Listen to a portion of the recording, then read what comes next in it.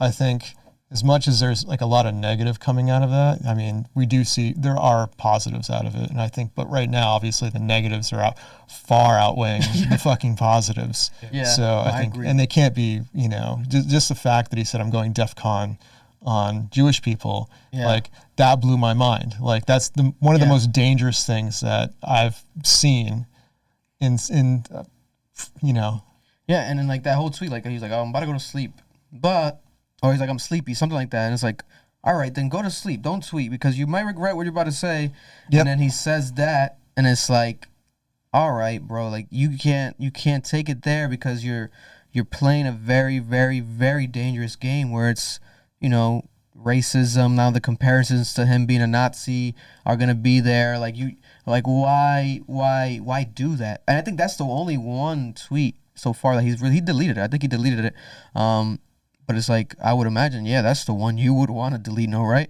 But it's like, man, what is going on? And what's your opinion when it comes to, because you like you said, you were around the blog, so you were getting like the actual feedback. Yep. You would actually see, this was pre-Instagram? Kind of? Or pre-Twitter. Pre-Twitter. Yeah, so it wasn't Instagram. like how now you would see comments. Back then it was kind of like email, the blog. It wasn't pre-Twitter, but it was pre-him on Twitter. Pre-him on Twitter. Yeah. Okay, yeah.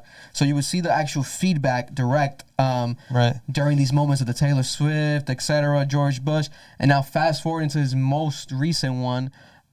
You can argue it's definitely, the Jewish one is definitely one up there, but I would say the White Lives Matter one. When it comes to that, what is your opinion on that? Because you are someone that's been around fashion. You are a fashion creator. You have created your own brands. You've been around the greatest minds, you know, creating some of the most amazing pieces. You've been around the world. So I would love to hear your perspective from a fashion head of this White Lives Matter. Is it something that you can chuck up to, oh, another thing that he's, you know, similar to what you already experienced in your early days with Kanye? Or is it something that is like, you don't understand the creative nature of this at all? I mean, honestly, when I first saw it, I was completely confused. You know, it's like, I get it. It's like when you're designing a fashion line and you're putting on a fashion show, there's a story, there's a narrative. And I just didn't know where that fit in, you know, honestly. And I honestly,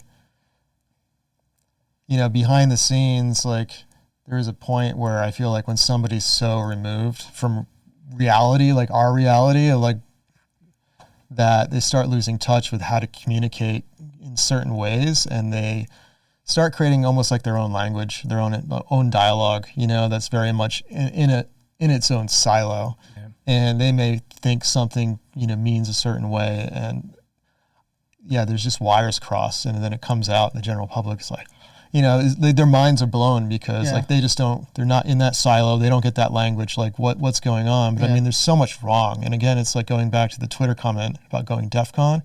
It's just dangerous, you know. It's just like, I mean, you look at that and it's like, fuck. It's like, what, white lives, they've always mattered, obviously, you know. It's just like, why do you need to put it on a, you know, t-shirt? So I mean, my first like emotional response to that was I got really angry, you know. It's just like, that's not what we, you know. Yeah.